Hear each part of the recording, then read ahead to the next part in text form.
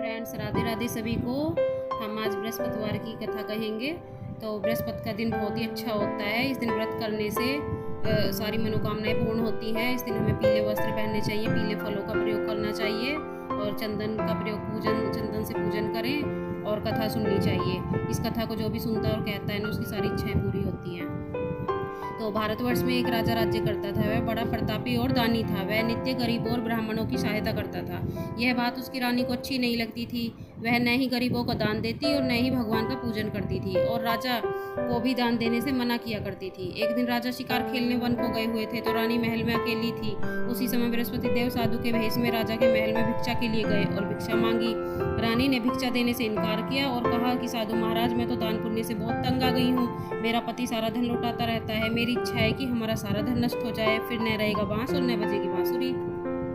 साधु ने कहा, देवी माँ, तुम तो बड़ी अजीब हो। धन संतान तो सभी चाहते हैं, पुत्र और लक्ष्मी तो पापी के घर भी होने चाहिए। यदि तुम्हारे पास अधिक धन है तो भूखों को भोजन दो, प्यासों को प्याऊ बनवाओ, मुसाफिरों के लिए धर्मशाला खुलवाओ। जो निर्धन अपनी कुंवारी कन्याओं का विवाह नहीं कर सकते, उनका विवाह करा दो।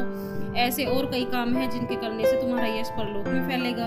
परंतु रानी का उपदेश का कोई प्रभाव न पड़ा। वह बोली, महाराज, आप मुझे कुछ न समझाएं। मैं ऐसा धन तो चाहती नहीं हूँ कि जो हर जगह बांटती फिरूं।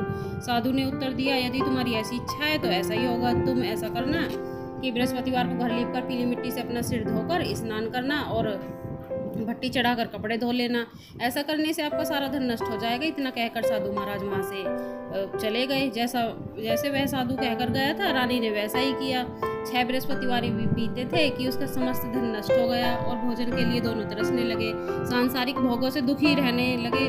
तब वह राजा रानी से कहने लगे कि तुम यहाँ पर रहो, मैं तुम्हारे देश में जाऊँ, क्योंकि यहाँ पर तुम्हें सभी मनुष्य इसलिए कोई कार्य भी नहीं कर सकता। देश चोरी परदेश भीख बराबर है। ऐसा कहकर राजा परदेश को चले गए। वहाँ जंगल को जाते और लकड़ी काट कर लाते और शहर में बेचते। इस तरह उनका जीवन गुजरने लगा। एक दिन दुखी होकर जंगल में एक पेड़ के नीचे जमीन पर बैठ गए। वह अपनी दशा को याद करके व्याकुल होने लगे। बृहस्पतिवार का दिन था उस दिन और उसने देखा निर्जल वन में एक साधु प्रकट होकर।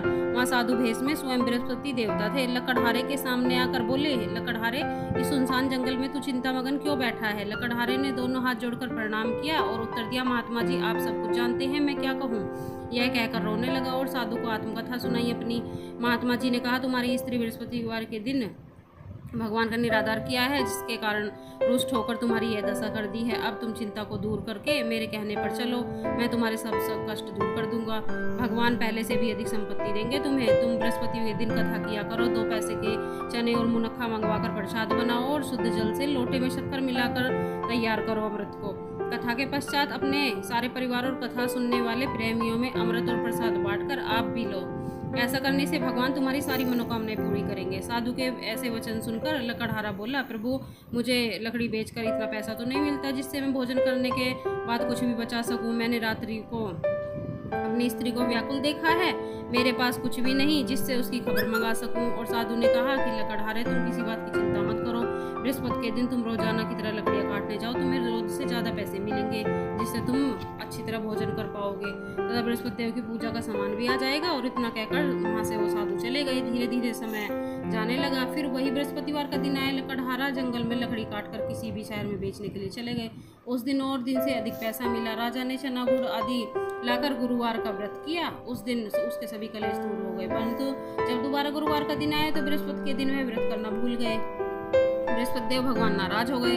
उस दिन से उस नगर के राजा के विशाल यज्ञ का आयोजन किया तथा शहर में यह घोषणा करा दी कि कोई भी मनुष्य अपने घर में भोजन बनावे न आग जलाए। समस्त जनता वहीं पर भोजन करने के लिए आए। इस आज्ञा को जो न मानेगा उसके लिए फांसी की सजा दी जाएगी। और इस तरह की घोषणा पूरे शहर में करवा दी। राजा की आज्ञा अनुसार शहर के सभी लोग भोजन करने के लिए गए, लेकिन लकड़हारा कुछ देर से पहुंचा वहां पर। उसको अपने साथ घर लिवा के ले गए और ले जाकर भोजन कराने लगे। तो रानी की जो नज़र थी उस खूंटी पर पड़ी जिस पर उसका हार टका हुआ था। वह वहाँ पर दिखाई न दिया। रानी ने सोचा कि मेरा हार इस मनुष्य ने चुरा लिया। उसी समय पुलिस को बुलाकर उसको जेल में डलवा दिया। जब लकड़हारा जेल खाने में पड़ा रहा और बहुत दुखी था, बहुत विचार करने लगा, ना जाने कौन से पहले जन्म के कर्म है जो मुझे दुख मिल रहा है इतना। उसी साधु को याद करने लगा कि जंगल में मिला था। उस समय तत्काल बृहस्पति देव साधु के रूप में प्रकट हो गए और उसकी दशा को देखकर कहने लगे, मूर्ख, तूने बृहस्पति देव की कथा नहीं करी। इस कारण तुझे दुख प्राप्त हुआ है। अब चिंता मत कर, बृहस्पतिवार के दिन जेल खाने के दरवाजे पर 4 पैसे पड़े मिलेंगे, उनसे तू बृहस्पति देव की पूजा करना, तेरे सभी कष्ट दूर हो जाएंगे। बृहस्पति के रोज उसे वहाँ पे पैसे मिले। लकड़हारे ने कथा कही और रात्रि को बृहस्पति देव ने उस नगर के राजा को स्वप्न में आकर कहा, तुमने जिस आदमी को जेल खाने में बंद कर रखा है वह निर्दोष है, वह राजा है, उसे छोड़ दो। और उनका खूंटी पर हार लटका हुआ मिला वहीं पर। अगर तुम ऐसा नहीं करोगे तो मैं तेरे राज्य को नष्ट कर दूंगा। इस तरह रात को स्वप्न में राजा रात को दिखा, प्रातःकाल उठे और खूंटी पर हार लटका हुआ देखा तो लकड़हारे को बुलाकर क्षमा मांगी तथा लकड़हारे को योग्य सुंदर और वस्त्राभूषण देकर विदा किया तथा बृहस्पति देव की आज्ञा अनुसार लकड़हारा अपने नगर को चल दिया। जब राजा अपने नगर के पास पहुंचा तो उसे बड़ा आश्चर्य हुआ। नगर में पहले से भी अधिक तालाब, बाग, कुएं और बहुत सी धर्मशालाएं, मंदिर आदि बने हुए थे। राजा ने पूछा, यह किसका बाग और धर्मशाला है? तब नगर के सब लोग कहने लगे कि ये रानी और बांदी के हैं। तो राजा को आश्चर्य और गुस्सा भी आया कि जब रानी ने यह खबर सुनी तो कि राजा आ रहे हैं तो उसने बांदी से कहा कि हे दासी, देख राजा हमको कितनी बुरी हालत में छोड़कर गए थे, हमारी ऐसी हालत देखकर वह लौट ना जाए, इसलिए तू दरवाजे पर खड़ी हो जा। और आज्ञा अनुसार दासी दरवाजे पर खड़ी हो गई।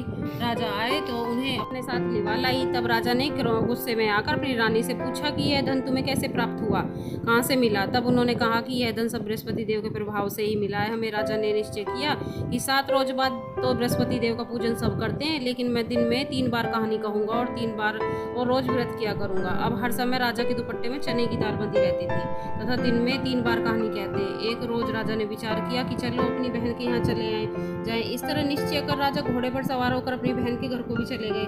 मार्ग रास्ते में उन्होंने देखा कि कुछ आदमी एक मुर्दे को लेकर जा रहे हैं। उन्होंने रोककर राजा से कहने लगे, अरे भाइयों, मेरे बृहस्पति देव की कथा सुन लो। वो बोले, लो हमारा तो आदमी मर गया, इसको अपनी कथा की पड़ रही है।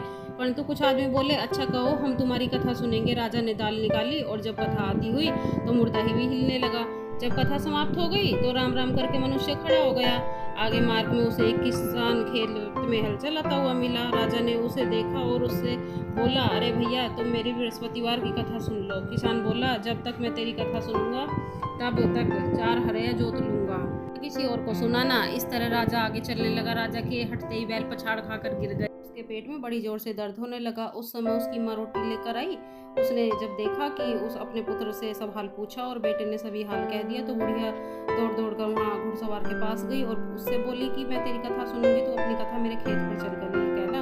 राजा ने बुढ़िया के खेत पर जाकर कही तो जिसे सुनते ही उसके बैल खड़े हो गए और किसान के पेट का दर्द भी बंद हो गया। राजा अपनी बहन के घर गए। बहन के भाई की खूब मेहमानी की। दूसरे दिन सुबह उठकर राजा जगा तो वह देखने लगे कि सब लोग भोजन कर रहे हैं। राजा ने अपनी बहन से कहा, ऐसा कोई मनुष्य है जिसने भोजन नहीं किया हो? मेरी बृहस्पतिवार की कथा सुन ले। बहन बोली, भैया यह देश ऐसा ही है, पहले यहाँ सब भोजन करते हैं, बाद में और कुछ काम करते हैं। अगर कोई पड़ोस में हो तो मैं देखा हूँ। वह ऐसा कहकर देखने चली गई, परंतु उसे कोई ऐसा व्यक्ति भी नहीं मिला जिसे भोजन न किया हो। अतः वह एक कुम्हार के घर गई जिसका लड़का बीमार था। उसे मालूम हुआ कि उन्होंने यहाँ 3 रोज से किसी ने उनके घर में भोजन ही नहीं किया। रानी ने अपने भाई की कथा सुनने के लिए कुम्हार से कहा तो वह तैयार हो गया। राजा ने जाकर बृहस्पतिवार की कथा कही, जिसको सुनकर उसका लड़का ठीक हो गया। अब तो राजा की बहुत प्रशंसा होने लगी। एक रोज राजा ने अपनी बहन से कहा कि बहन, अब हम अपने घर जाएंगे, तुम भी तैयार हो जाओ। राजा की बहन ने अपनी सास से कहा। सास ने कहा कि चली जा, परंतु अपने लड़कों को मत लेकर जाना, क्योंकि तेरे भाई की कोई औलाद नहीं है। बहन ने अपने भैया से कहा कि भैया मैं तो चलूंगी, कोई बालक नहीं चलेगा। राजा बोला, जब कोई बालक नहीं जाएगा तो तुम क्या करोगी? बड़े दुखी मन से राजा अपने नगर को चले गए। राजा ने अपनी रानी से कहा, हम निर्वंशी राजा हैं, हमारा मुँह देखने का कोई धर्म नहीं है और कुछ भोजन आदि नहीं किया। रानी बोली कि प्रभु बृहस्पति देव ने हमें सब कुछ दिया है, हमें औलाद अवश्य देंगे। रानी को बृहस्पति देव ने रात राजा से स्वप्न में कहा, राजा उठ, सभी सोच त्याग दे और तेरी रानी गर्भ से है। राजा को यह बात सुनकर बड़ी खुशी हुई। 9वें महीने उनके गर्भ से एक सुंदर पुत्र पैदा हुआ।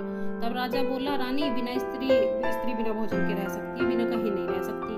तुम जब मेरी बहन आए तो उससे कुछ मत कहना। रानी ने सुनकर हाँ कर दिया। जब रानी की बहन ने यह समाचार सुना तो वह खुशी से आई, बधाई लेकर अपने भैया के घर।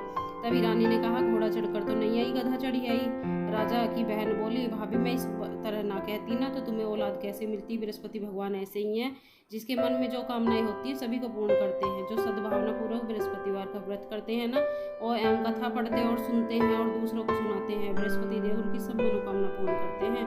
भगवान बृहस्पति देव उनकी सदैव रक्षा करते हैं। संसार में जो मनुष्य भगवान जी का पूजन व्रत सच्चे हृदय से करते हैं तो भगवान ने जी उनकी सभी मनोकामनाएं पूर्ण करते हैं। जैसी सच्ची भावना से रानी और राजा ने उनकी कथा का गुणगान किया तो उनकी सभी इच्छाएं बृहस्पति देव जी ने पूर्ण की। इसीलिए पूरी कथा सुनने के बाद प्रसाद लेकर जाना चाहिए और सच्चे मन से जयकारा बोलना चाहिए। बोलो बृहस्पति देव भगवान की जय, बोलो विष्णु भगवान की जय।